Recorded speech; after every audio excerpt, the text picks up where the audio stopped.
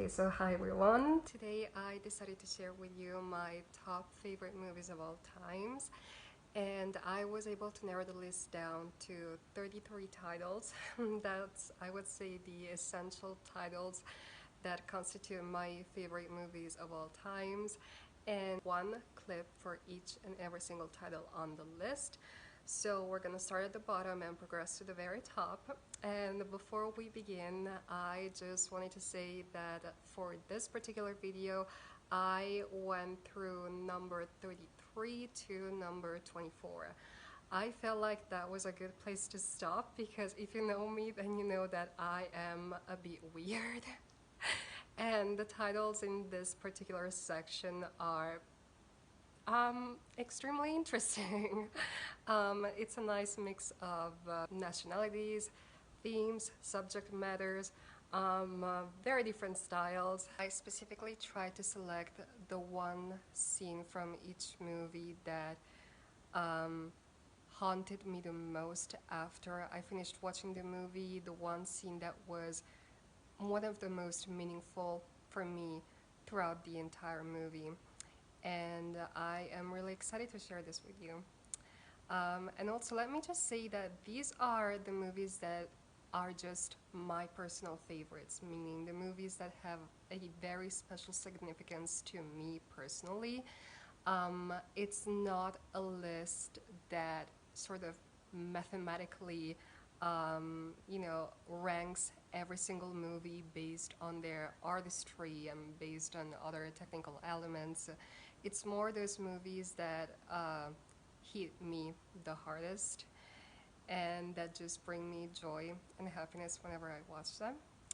So yeah, that's just a disclaimer, and of course if you disagree with my selection or with the way that I ranked some of these titles, that's totally fair. Watch and enjoy, and I would say try to guess all the titles before you go to the info box and read what all of them are. And finally, a little spoiler, we're ending today's video with my favorite Cronenberg movie. For my Canadian friends, I don't know how many of you know that I am a big David Cronenberg fan. I absolutely love his work, and this one title is my favorite movie from all the ones that he has made, and I think it is criminally underrated. So, once again, watch and enjoy.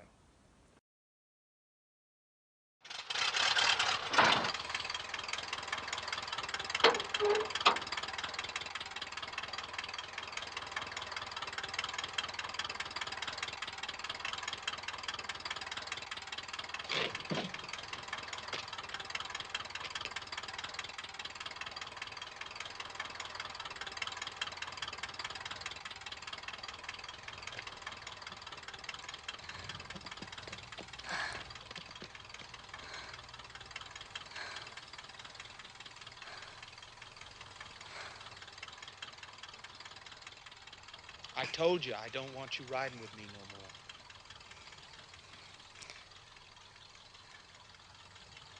You still owe me $200.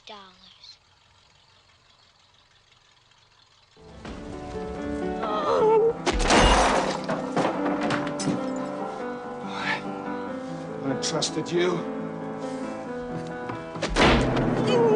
I trusted you. I trusted you, dear. Why do you make me hurt you? Why could you hurt me? You made me angry.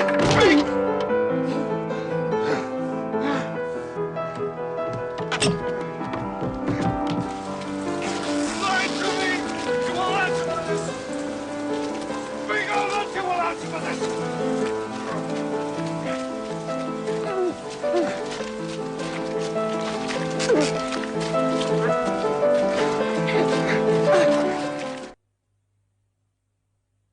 对，就是那盏灯。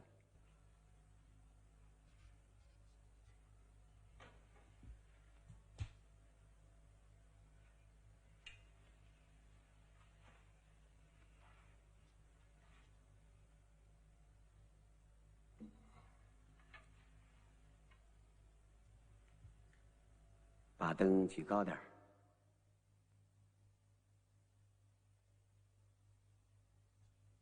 脸抬起来。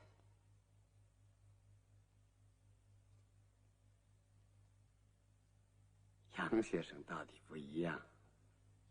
好了，脱衣服睡觉吧。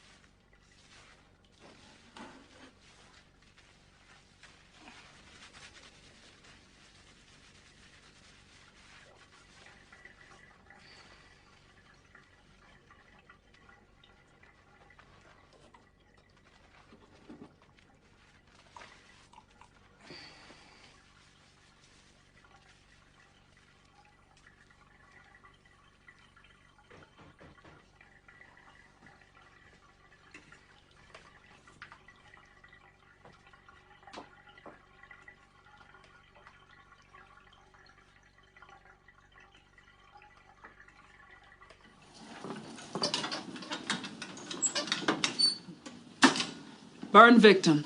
He's pretty heavily sedated.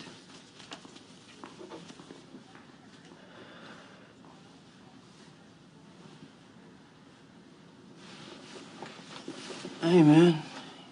You doing okay? Yeah. You got burned up pretty bad, huh? We'll be okay, though. You want a glass of orange juice? You got a straw somewhere. Hey. Don't cry. You'll be okay.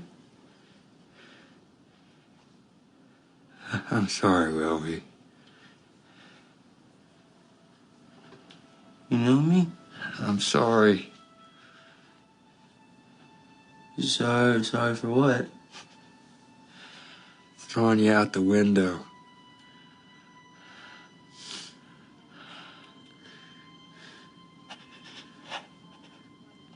I'm sorry, man. I don't care. Stop fucking crying, god damn it. This all will just fuck up your wounds. I thought salt was supposed to be good for your wounds. What am I, fucking doctor?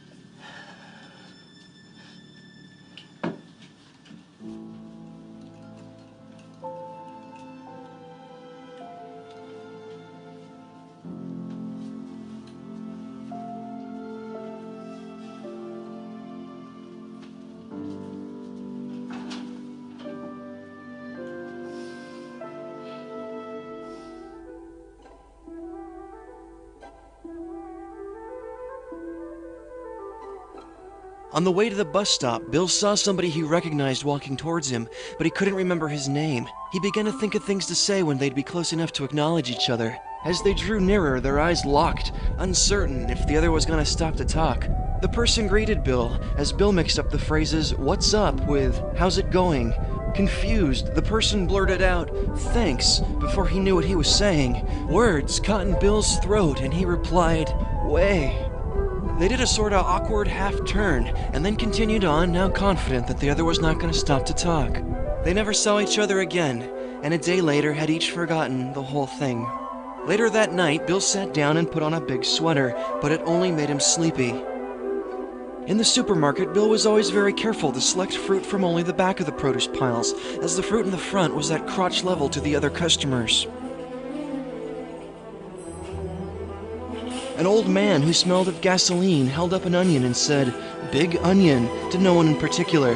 He smiled at Bill, and Bill looked at his socks. At the checkout counter, Bill found himself behind a big guy whose t-shirt read, "Second place is the first loser." The checkout girl said, "How are you doing today?" Bill said, "Fine, thanks. How are you?" She didn't answer. Bill felt used. Good evening, London. Allow me first to apologize for this emergency channel. I do, like many of you, appreciate the comforts of the everyday routine, the security of the familiar, the tranquility of repetition. Bloody hell. I enjoy them as much as any bloke. But in the spirit of commemoration, Who's that, Mum? whereby those important events of the past, usually associated with someone's death or the end of some awful bloody struggle, are celebrated with a nice holiday, I thought we could mark this November the 5th, a day that is sadly no longer remembered, by taking some time out of our daily lives to sit down and have a little chat. There are, of course, those who do not want us to speak. Let me think, just let I me think. suspect even now, orders are being shouted into telephones, and men with guns will soon be on their way. It's Chancellor Settler. Damn it. Why? Because while the truncheon may be used in lieu of conversation, words will always retain their power. Words offer the means to meaning, and for those who will listen, the enunciation of truth. Chi chung khi số nhá chụp được chân chi vì nó chụp cung chân chùa bỏ số nhá.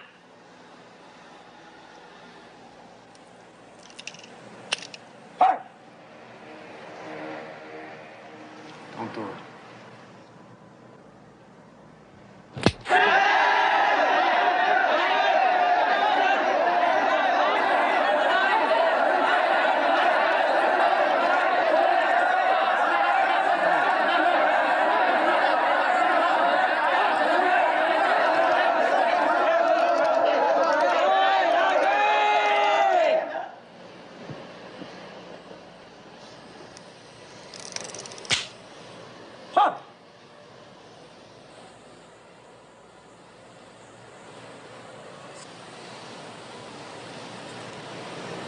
What you want? Is this what you want?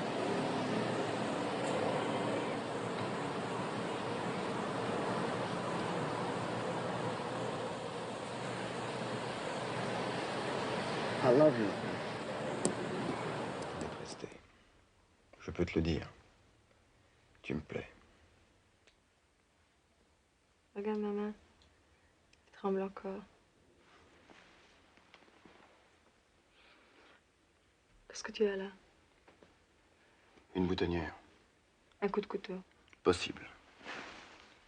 Pourquoi viens-tu ici? Ne me demande rien. Je t'aurais bien gardé jusqu'à ce soir, mais je peux pas. Toi aussi, tu me plais, Marcel. Tu reviendras? Peut-être. Si tu n'as pas d'argent, De l'argent. C'est pas ça qui me manque. tu me fais peur.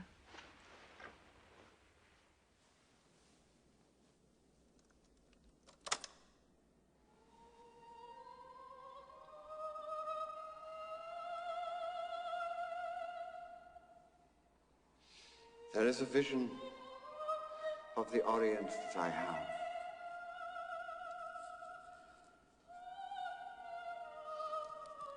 Slender women in cheongsams and kimonos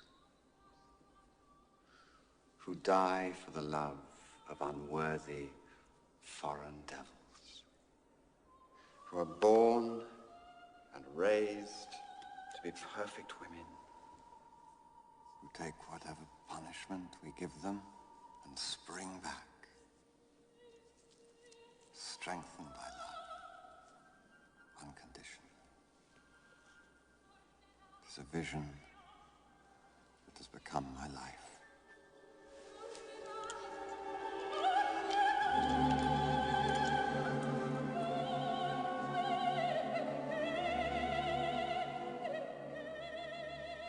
My mistake was simple and absolute.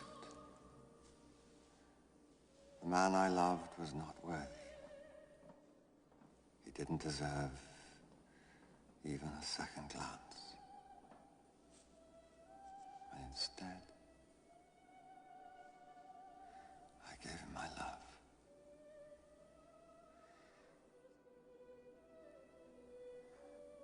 All of